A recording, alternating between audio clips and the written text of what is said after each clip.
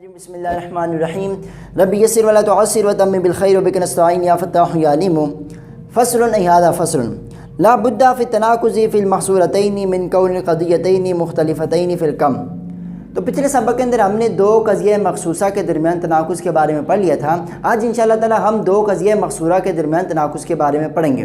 تو قضیہ مقصورہ کسے کہتے ہیں کہ جس کے اندر موضوع کلی ہو اور حکم کلی کے افراد پر لگایا جائے، اور یہ بھی بیان کیا جائے یہ جو حکم کلی کے افراد پر لگایا گیا ہے یہ تمام افراد پر لگایا گیا ہے یا بعض افراد پر، تو اسے کیا کہا جاتا ہے؟ قضیہ مقصورہ کہا جاتا ہے۔ پھر قضیہ مقصورہ کی ہم نے چار قسمیں پڑھی تھی: موجبہ کلیہ، موجبہ جزیہ، سالبہ کلیہ اور سالبہ جزیہ۔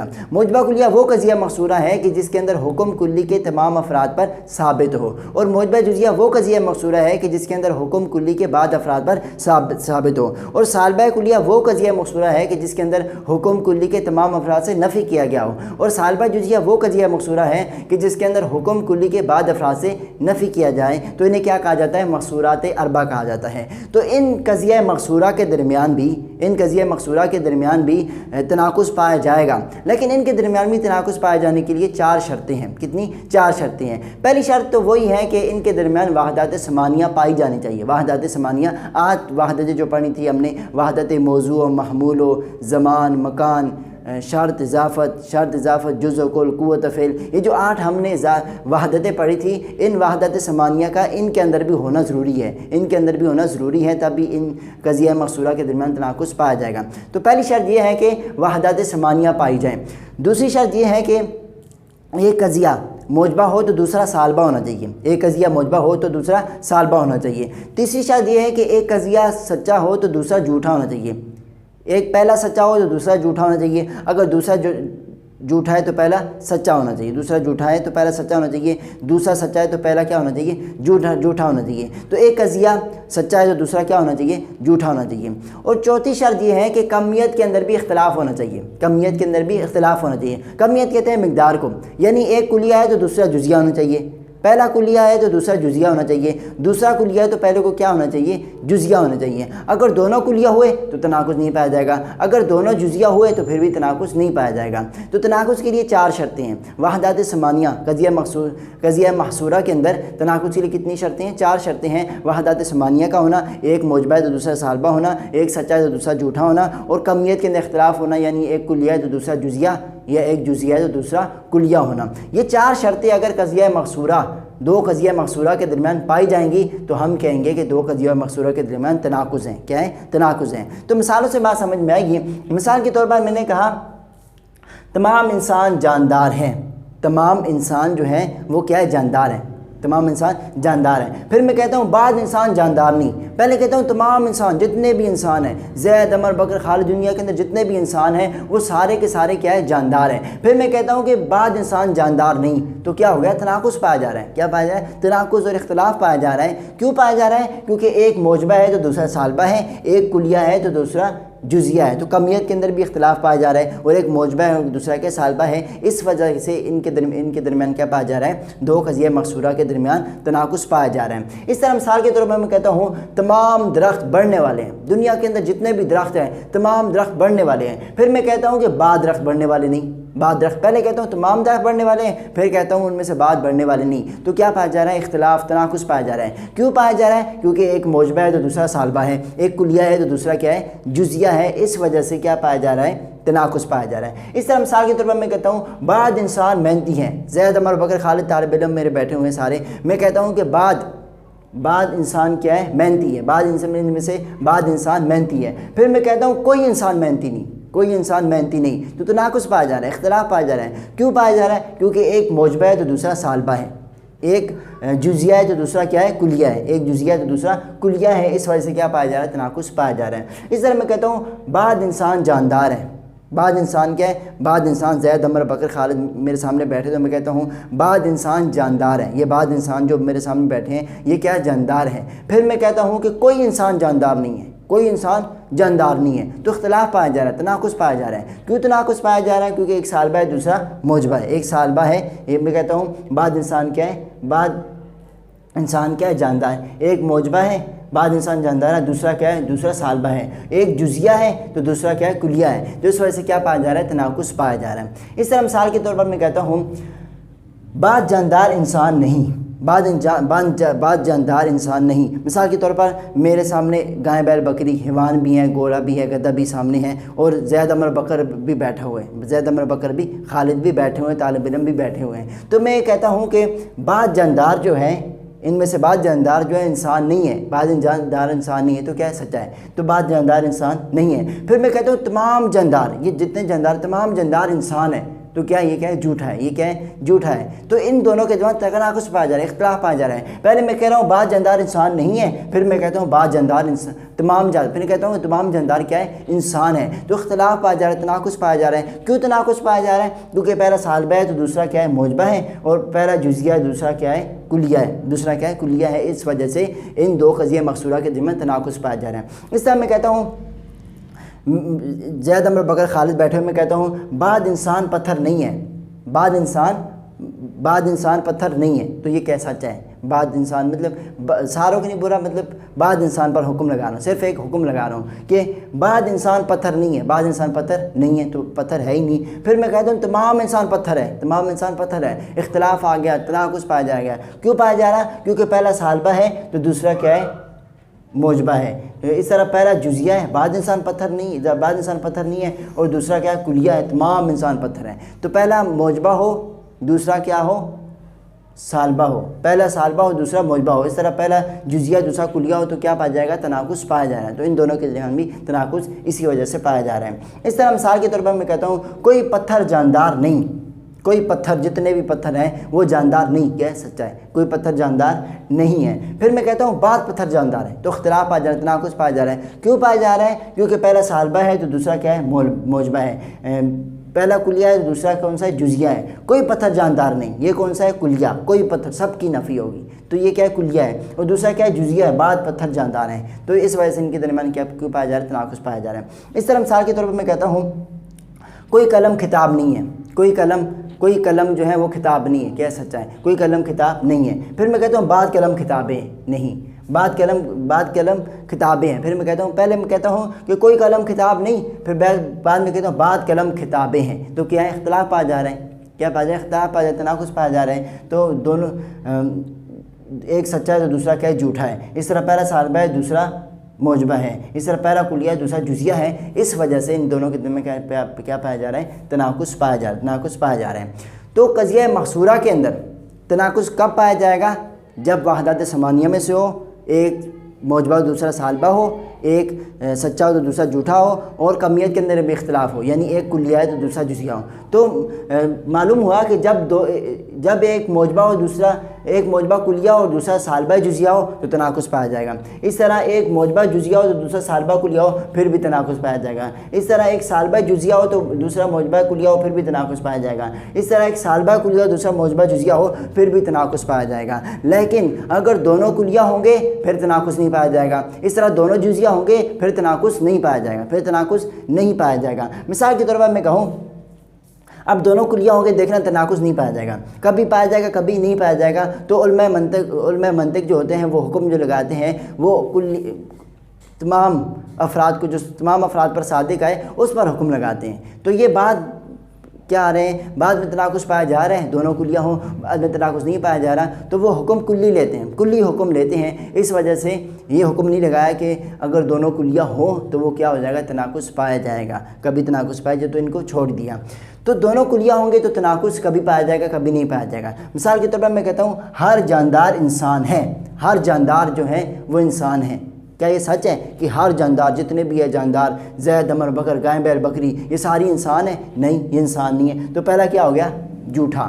اس طرح میں کہتا ہوں کوئی جاندار انسان نہیں، کہ جتنے بھی جاندار ہیں ان میں سے انسان نہیں انسان ہے، تو دونوں جھوٹے ہو گئے، دونوں کیا جھوٹے ہوں گے۔ اور ہم نے پڑھا تھا کہ ایک کو سچا ہونا چاہیے دوسرے کو جھوٹا ہونا چاہیے، تو یہاں پر دونوں جھوٹے ہو گئے تو اس وجہ سے تناقض نہیں پایا جائے گا۔ اس طرح میں کہتا ہوں ہر انسان پتھر ہے، ہر انسان پتھر ہے۔ کیا یہ سچا ہے؟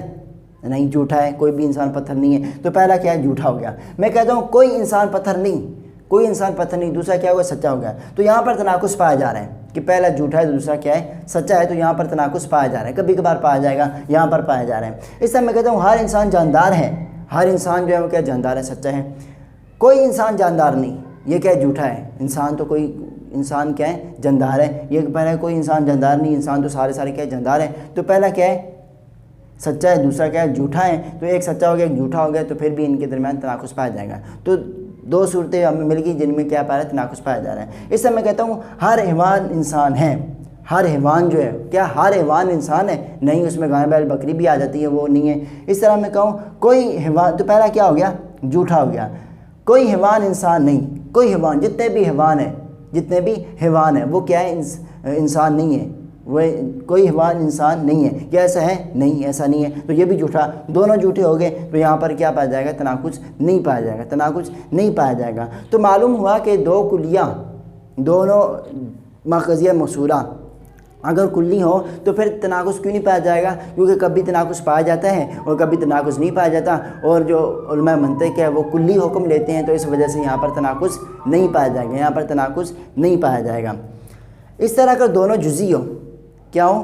دونوں جزئی ہو، پھر بھی تناقض نہیں پایا جائے گا، دونوں جزئی ہو پھر بھی تناقض نہیں پایا جائے گا، دونوں جزئی ہو تو پھر بھی تناقض نہیں پایا جائے گا۔ دونوں جزئی ہو تب تناقض کیوں نہیں پایا جائے گا؟ کیونکہ جب دونوں جزئی، کبھی کبھار دونوں جزئی دونوں سچے ہو جاتے ہیں، اور کبھی ایک جھوٹا ہے کوئی جاتا ہے سچا ہوتا ہے، اس وجہ سے دونوں جزئی کے درمیان بھی تناقض نہیں پایا جائے گا۔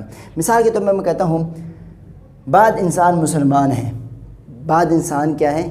مسلمان ہے۔ پھر میں کہتا ہوں بعض انسان مسلمان نہیں ہے، بعض انسان مسلمان نہیں ہے، تو دونوں کیا ہیں؟ سچے ہیں، دونوں کیا سچے ہیں؟ بعض انسان مسلمان ہیں، بعض انسان مسلمان ہیں، تو یہ کیا سچا ہے۔ اس طرح میں کہتا ہوں بعض انسان مسلمان نہیں ہے، بعض انسان کیا ہے؟ مسلمان میں کافر بھی ہے، تو دونوں کیا ہو گئے؟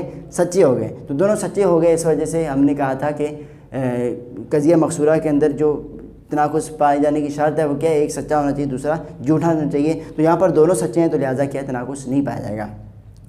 اس طرح میں کہتا ہوں بعض حیوان انسان ہے، بعض حیوان جو انسان ہے سچا ہے۔ اس طرح میں کہتا ہوں بعض حیوان انسان نہیں ہے، بعض حیوان انسان نہیں ہے، بعض میں زائد گائے بیل بکری بھی ہے، تو دونوں یہ بھی دونوں کیا ہو گئے؟ سچے ہو گئے، دونوں کیا ہو گئے؟ سچے ہو گئے۔ اس وجہ سے دونوں، جب دونوں جزیہ ہوں، جب دونوں قضیہ مقصورہ جزیہ ہوں تو ان میں بھی تناقض نہیں پایا جائے گا، ان میں بھی تناقض نہیں پایا جائے گا۔ تو بس عام سا قاعدہ یاد رکھیں کہ ہر موضوع، جہاں پر موضوع جو ہے محمول سے عام ہوگا، بس قاعدہ آپ نے یاد رکھنا ہے کہ جہاں پر موضوع محمول سے عام ہوگا، محمول سے عام ہو گئے، تو دونوں، اگر وہاں پر ہم دونوں کلیہ ذکر کریں گے، دونوں کلیہ ذکر کریں گے تو دونوں جھوٹے ہو جائیں گے، دونوں کیا ہو جائیں گے؟ جھوٹے ہو جائیں گے، دونوں کیا ہو جائیں گے؟ جھوٹے ہو جائیں گے۔ جیسے یہاں پر ہم نے دیکھا ہر جاندار انسان ہے، یہاں پر موضوع کیا ہے؟ جاندار، موضوع کیا ہے؟ جاندار ہے، اور یہاں پر موضوع جو جاندار ہے وہ محمول سے انسان سے کیا ہے؟ عام ہے۔ جو جاندار کے افراد ہے وہ زیادہ ہے، جاندار انسان بھی ہیں، گائے بیل بکری بھی ہے، انسان صرف انسان ہے، تو جاندار کیا ہوا؟ عام ہوا۔ تو جہاں پر موضوع عام ہوگا، جہاں پر موضوع عام ہوگا تو وہاں پر اگر دونوں کلیہ ذکر کیے جائیں گے، یہ دونوں کیا ہے؟ کلیہ ذکر کیے، تو دونوں جھوٹے ہو جائیں گے، تو دونوں جھوٹے ہو جائیں گے، اس وجہ سے ان کے درمیان تناقض نہیں پایا جائے گا۔ اس طرح جہاں پر موضوع عام ہو اور محمول کیا ہو؟ محمول عام نہ ہو، جہاں پر موضوع عام ہو محمول پر جہاں پر موضوع عام ہو وہاں پر اگر ہم دونوں جزیہ ذکر کریں گے تو دونوں سچے ہو جائیں گے۔ جیسے میں نے کہا بعض انسان مسلمان ہیں، اب دیکھو یہاں پر موضوع کیا انسان ہے اور محمول مسلمان ہے۔ اب انسان کیا ہے؟ عام ہے، انسان بہت زیادہ ہے، اور مسلمان کیا ہے؟ وہ ان سے کم ہے۔ تو یہاں پر انسان کے افراد زیادہ ہے، تو لہٰذا انسان ہوا عام اور مسلمان کیا عام نہیں ہوا۔ تو جہاں پر موضوع عام ہو وہاں پر اگر دونوں جزیہ ذکر کرو گے تو دونوں کیا ہو جائیں گے؟ سچے ہو جائیں گے۔ اس وجہ سے دونوں کیا ہو گئے؟ سچے ہو گئے تھے، تو اس وجہ سے ان دونوں کے درمیان تناقض نہیں پایا جائے گا، نہیں پایا جائے گا۔ تو خلاصہ بحث یہ ہے کہ قضیہ مقصورہ کے درمیان تناقض پایا جائے گا، لیکن اس کے لیے 4 شرطیں ہیں کہ وحدات ثمانیہ پائی جانی چاہیے، دوسری شرط یہ ہے کہ ایک موجبہ ہو تو دوسرا سالبہ ہو، تیسری شرط یہ ہے کہ ایک کلیہ ہو، ایک سچا ہو تو دوسرا جھوٹا ہونا چاہیے، چوتھی شرط یہ ہے کہ کمیت کے اندر اختلاف ہونا چاہیے، یعنی مقدار کے اندر اختلاف ہونا چاہیے، ایک کلیہ ہو تو دوسرا جزیہ ہو، پہلا کلیہ ہے تو دوسرا جزیہ، دوسرا کلیہ ہے تو پہلا کیا ہونا چاہیے؟ جزیہ ہونا چاہیے، تو تب کیا پایا جائے گا؟ تناقض پایا جائے گا قضیہ مقصورہ کے درمیان۔ تو کہتے ہیں فصل، ھذا فصل لا بد، ضروری ہے فی التناقض فی المحصورتین، دو مقصورہ کے درمیان دو مقصورہ کے اندر تناقض کے لیے من کون القضیتین مختلفتین دونوں قضیوں کا مختلف ہونا فی الکم مقدار کے اندر، کم کی مقدار کے اندر ایک کلیہ اور دوسرا کیا ہونا، جزیہ ہونا چاہیے، ایک جزیہ اور دوسرا کیا ہونا چاہیے، کلیہ ہونا چاہیے۔ عن الکلیۃ والجزیۃ یعنی مختلف ہو قسمیں کلیہ اور جزیہ کے اندر، یعنی مقدار سے مراد من کیا ہے، کلیہ اور جزیہ ہیں۔ فَإِذَا كَانَ إِحْدَاهُمَا اگر قضیہ مقصورہ میں سے ایک کلیتاً کلیہ ہے تو تکون الاخری جزیتاً تو دوسرا جزیہ ہوگا، دوسرا کیا ہوگا، جزیہ ہوگا۔ لِأَنَّ الْكُلِّيَتَيْنِ کیونکہ دو کلیہ جو ہیں قد تکذبان کبھی کبھار کیا ہو جاتی ہے، دونوں جھوٹی ہو جاتی ہیں، دونوں کیا ہوتے ہیں، جھوٹے ہو جاتے ہیں دونوں اگر کلیہ قضیہ کلیہ مقصورہ ذکر کیے جائیں۔ کما تقول جیسے کہ آپ کہتے ہیں کل حیوان انسان ہر حیوان جو انسان ہے نہیں جھوٹا ہے، اس میں کہوں ولا شیء من الحیوان انسان اور نہیں ہے کوئی بھی حیوان، کوئی حیوان انسان نہیں، کوئی حیوان انسان نہیں، یہ بھی کیا جھوٹا ہے، دونوں جھوٹے ہو جائیں گے تو اس وجہ سے ان کے درمیان تناقض نہیں پایا جائے گا۔ والجزیتین کا تصدقانی اور جو جزیہ ہیں وہ دونوں کیا ہو جاتی ہیں، دونوں سچی ہو جاتی ہے، اس وجہ سے ان کے درمیان میں تناقض نہیں پایا جائے گا کبھی کبھار۔ کہ قولی کا جیسے کہ آپ کا قول ہے بعض الحیوان انسان، بعض حیوان جو ہیں، بعض حیوان کیا انسان ہے، بعض حیوان انسان ہیں، حیوانوں میں سے زیادہ بر بکر بھی ہیں، انسان بھی ہیں، اور گائے بکری جانور بھی ہیں، تو بعض حیوان کیا ہے، انسان ہے۔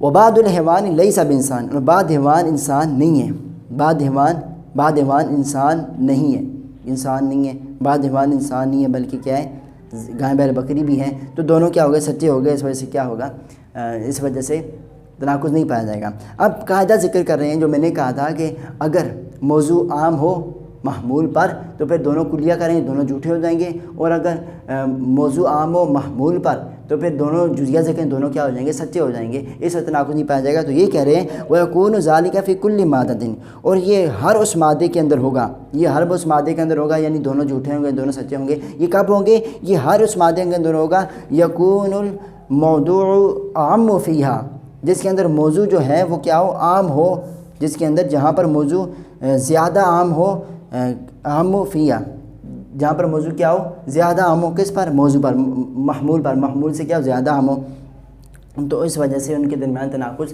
نہیں پایا جائے گا۔